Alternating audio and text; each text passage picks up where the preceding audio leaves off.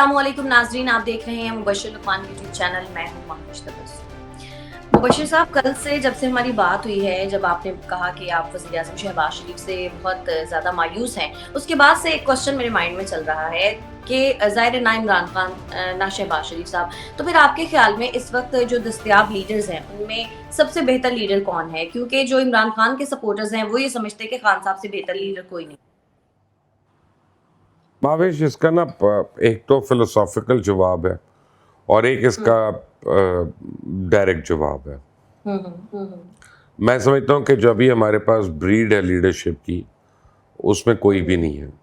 इमरान खान को एक बहुत बड़ी एडवांटेज है कि इमरान खान बहुत गुड लुकिंग आदमी है, एक हसीन आदमी है, और पाकिस्तानी कौम जो है ना वो हुस्न परस्त है, और ये उसको बहुत बड़ी एडवांटेज है इमरान खान को कि 70 साल की उम्र में भी उसका वो इतना अल्लाह ने उसको पुरवकार बनाया है, पुरशको बनाया है कि 24 साल का या 30 साल का हीरो नहीं होता जितना वो है।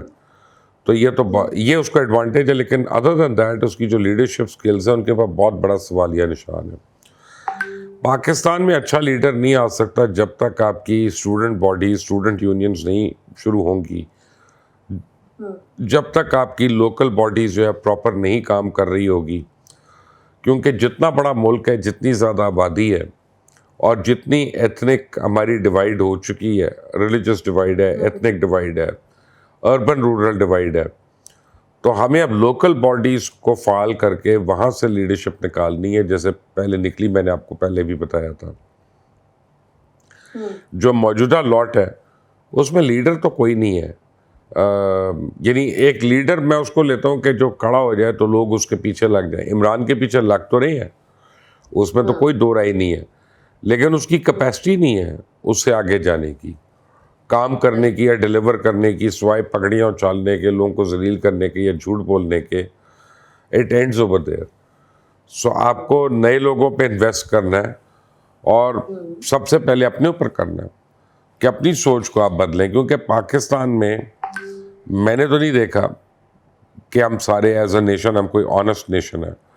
हम फल देते हुए तोलने में बुरा करते हैं, हम गोश्त देते हुए हम उसमें हड्डी ज़्यादा डाल देते हैं, अद्वियात में मिलावट करते हैं, बच्चों के दूध में मिलावट करते हैं, पीने का पानी जो है उसमें मिलावट हम करें, ट्यूबवेल का पानी जो है वो हम मिनरल वाटर कह के बेच देते हैं।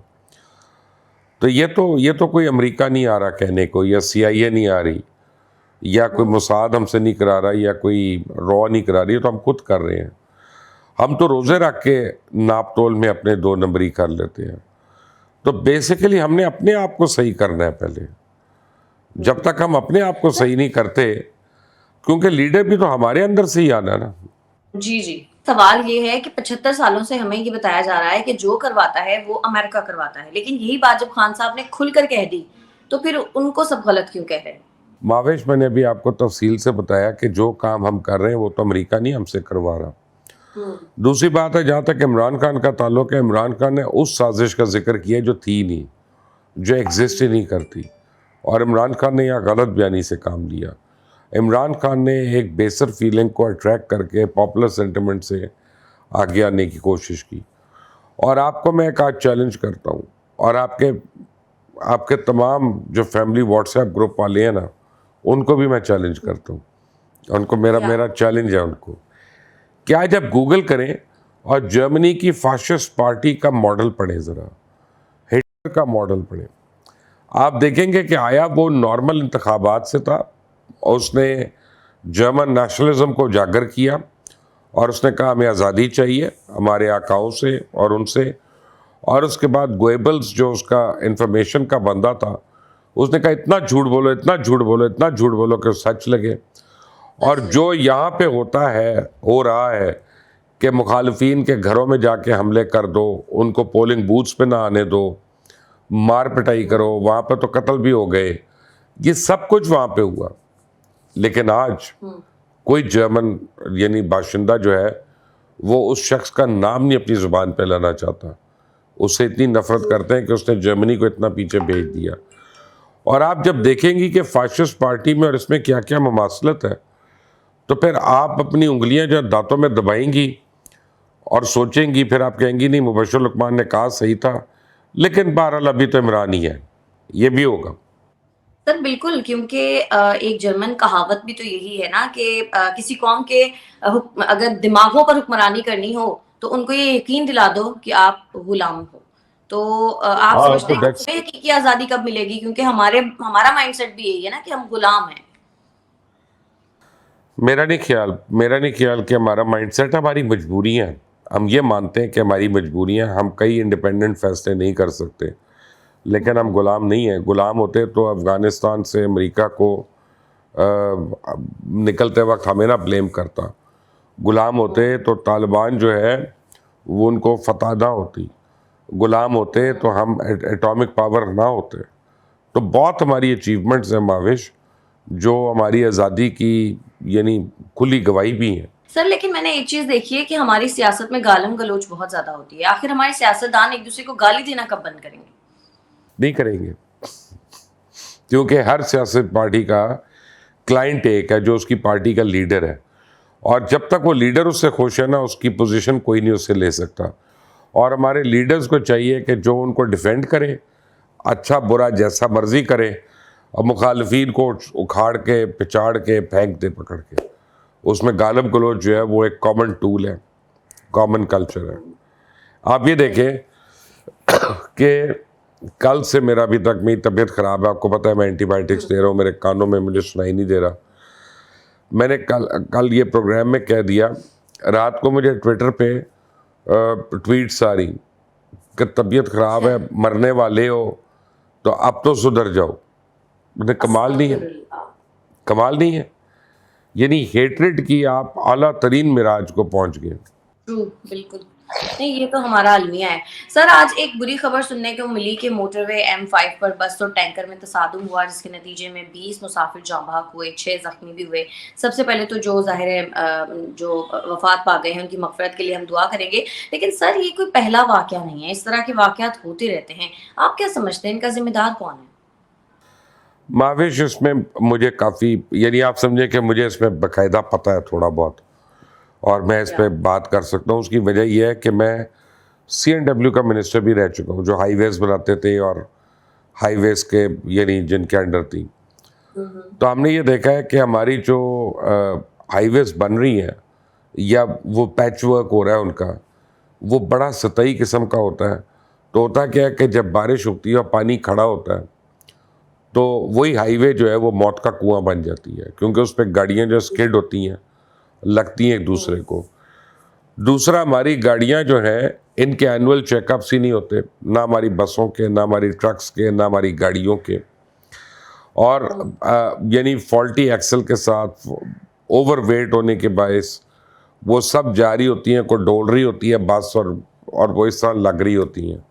ایسا ہی ہے۔ تو ہم لوگ جب تک اپنی روڈز کو معیاری نہیں کریں گے، اب آپ دیکھیں کہ آپ موٹر وے پہ جاتی ہیں، جو ہماری پرائزڈ جگہ ہے موٹر وے، کئی جگہوں پہ اس کا جو پیچ ورک ہوا ہے وہ انتہائی ناقص اور برا ہوا ہے۔ موٹر وے پہ آپ کو میلہ میل جو ہے وہ سائڈ کی جالیاں جو ہیں وہ چوری ہو گئی ہوئی ہیں، غائب ہو گئی ہوئی ہیں۔ تو وہاں سے کتے آتے ہیں، جانور آتے ہیں، بیچ میں آ رہے ہوتے ہیں۔ موٹر وے کے اوپر میں نے خود دیکھا پولیس والے آرام سے واک کرتے ہوئے موٹر ویز کو کراس کر رہے ہوتے ہیں، دوسری سائڈ پہ جا رہے ہوتے ہیں۔ تو جب اتنی بڑی بلیٹنٹ قسم کی وائلیشن، اور پھر آپ جب آگے جاتے ہیں تو آج تک میں تو پتہ نہیں کب سے دیکھ رہا ہوں، کتنے سالوں سے، کہ ان کے جو کمپیوٹرز ہیں ایگزٹ اور انٹری پہ وہ نہیں چل رہے ہوتے، لمبی لمبی لائنیں لگی ہوتی ہیں کہ 1 گھنٹہ آپ کو چکری سے آگے تک آنے میں لگا ہے، اور 1 گھنٹے آپ کو آدھا گھنٹہ جو ہے وہ لگ رہا ہے ایگزٹ اس پہ ٹول پلازا پہ۔ تو یہ تو ہماری اتھارٹیز کا ذمہ ہے نا، ایک تو سڑکوں کو صحیح نہیں بنانا، صحیح گاڑیاں جو ہے اس پہ وہ نہیں آنا، اور ڈرائیونگ لائسنس جیسے ہمیں ملتا ہے وہ بھی آپ کو پتہ ہے اس ملک میں کتنے لوگ ہیں جنہوں نے ڈرائیونگ لائسنس حقیقی معنوں میں ٹیسٹ دے کر لیا اور نہیں ہے۔ آپ کو پتہ نہیں، مجھے تو پتہ ہی نہیں کہ کتنی بڑی تعداد ہے بغیر لائسنس سے گاڑی چلا رہی ہے۔ ان پہ تو قتل کے پرچے ہونے چاہیے، FIR ہونی چاہیے ان پہ، لیکن نہیں ہو رہا ایسا۔ سر آپ نے ایف آئی اے کا ذکر کیا تو ایف آئی اے خیبر پختونخوا نے فورن فنڈنگ کیس کے حوالے سے پاکستان تحریک انصاف کے رہنماؤں کو طلب کر لیا ہے. آپ سمجھتے ہیں کہ اب آنے والے دنوں میں پاکستان تحریک انصاف کے گرد گھیرا مزید تنگ ہوگا؟ جناب اب آنے والے دنوں میں ہوگا، کیا کہتے ہیں، دمادم مسکل اندر. ابھی تو یہ شروع ہوئی ہے پارٹی، اور ابھی تو پارٹی شروع ہوئی ہے. ابھی تو یہ آئیں گے نہیں، جواب نہیں دیں گے اور ڈسکوالیفائی بھی ہوں گے، یا یہ ایسا کہیں گے کہ جی ہم مانتے نہیں ان کو، ہم یہ غیر قانونی الیکشن کمیشن، اس سے کوئی فرق نہیں پڑے گا. یہ انارکی کی سچویشن کریٹ کرنے کی کوشش کریں گے، اور انشاءاللہ ہمارے ریاستی ادارے وہ نہیں ہونے دیں گے. اور پھر آپ دیکھیں گی کہ اب پی ٹی آئی جو ہے وہ بھی ذرا کونے میں لگے گی.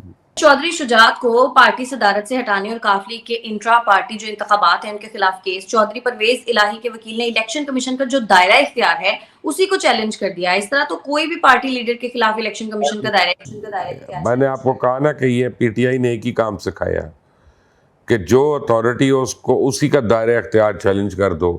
نہ کھیڈیں گے، نہ کھیڈن دیں گے، نہ چلنے دیں گے، نہ چلائیں گے. اور وہ جو ہے نا، یہ چودھری پرویز الہی کو ابھی منہ کی کھانی پڑے گی، کیونکہ قانون میں اس کی گنجائش نہیں ہے. اس طرح سے جو دل کرے اٹھے اور اپنے پارٹی لیڈر کو اڑا کے پھینک دے. اور اس کے مستقبل کی سیاست پہ ویسے آپ کیا سمجھتے ہیں، کیا اثرات پڑیں گے؟ کوئی زیادہ نہیں، کیونکہ ان کے گھر پہ ضرور اثرات پڑیں گے، ان کے اپنی فیملی پہ ضرور اثرات پڑیں گے، اور کچھ نہیں ہوگا. سر شہباز گل کے مزید جسمانی ریمانڈ کیس میں اسلام آباد ہائی کورٹ نے سیشن جج کو نظر ثانی درخواست آج ہی دوبارہ سن کر آج ہی فیصلہ کرنے کا حکم دیا ہے. حکومت کیوں بضد ہے کہ جسمانی ریمانڈ ان کو مزید چاہیے؟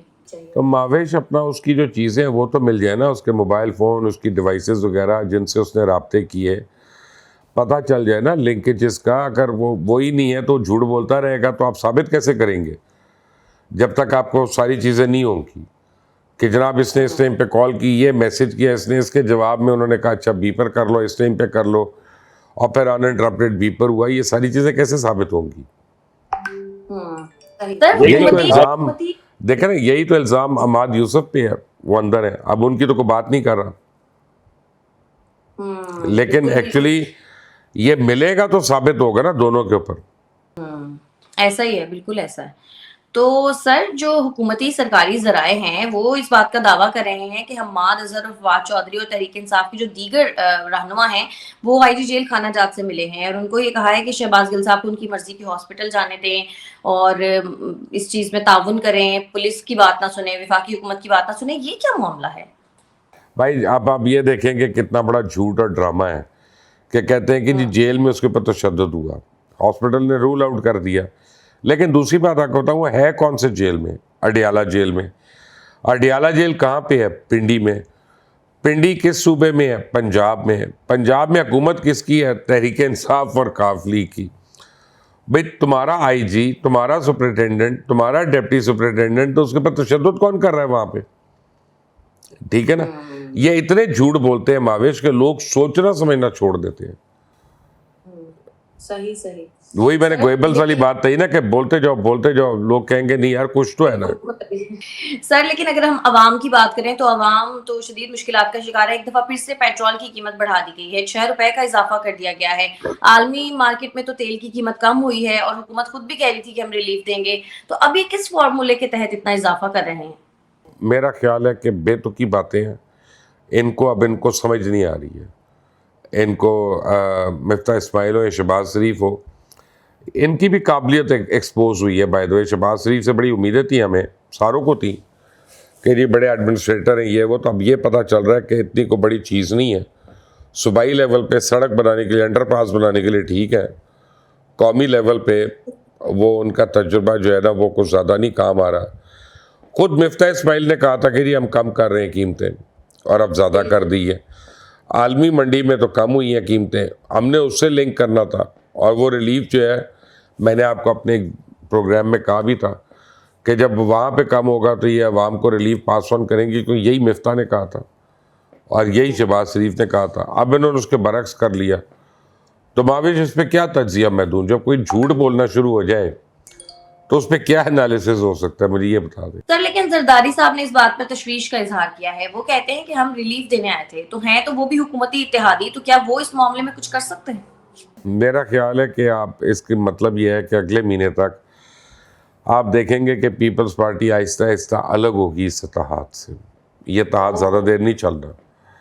اور یہ زرداری صاحب نے جو بات کی ہے یہ پہلا, میں نے تو نہیں سنی تھی, آپ کے کہنے سے پتہ چل رہا ہے, یہ پہلی ان کی انڈیکیٹر آ گیا کہ ہم نے یہ چلنا نہیں ہے ایک ساتھ, کیونکہ ساروں نے اپنے اپنے حلقوں میں جانا ہے اور ساروں نے اپنے اپنے حلقوں میں جواب دینا ہے, تو وہ یہ کہہ سکیں گے کہ ہم نے تو اس وقت بھی ان کا ساتھ نہیں دیا جی. صحیح.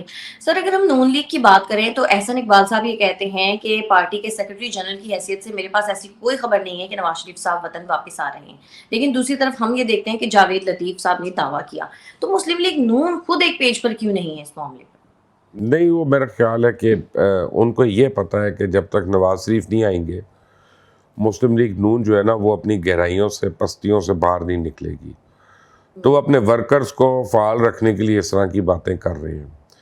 لیکن جہاں تک احسن اقبال صاحب کا تعلق ہے, یہ میں مان ہی نہیں سکتا کہ وہ آ رہے ہوں اور پارٹی کے جنرل سیکرٹری کو, خاص طور احسن اقبال صاحب کو نہ پتہ ہو اس بات کا.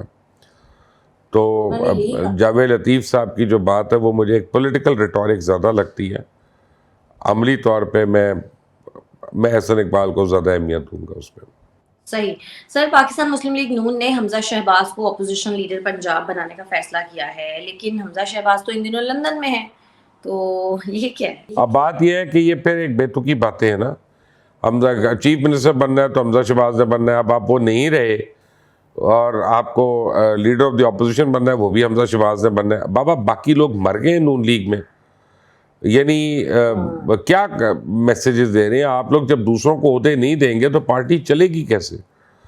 کہ یا باپ نے ہونا ہے, بیٹی نے ہونا ہے, یا بھائی نے ہونا ہے, اس کے بیٹے نے ہونا ہے, یا دوسرے بیٹے نے ہونا ہے. وہ یار یہ کوئی فیملی کی پرائیویٹ لمیٹڈ کمپنی چل رہی ہے, پروپرائٹرشپ چل رہی ہے, کیا ہو گیا یہ؟ بنائیں کسی اور کو یہاں سے, عطا اللہ تارڑ کو بنائیں, ملک احمد کو بنائیں, یاسین سول کو بنائیں, جس کو مرضی بنائیں, بڑے لوگ ہیں ان کے پاس.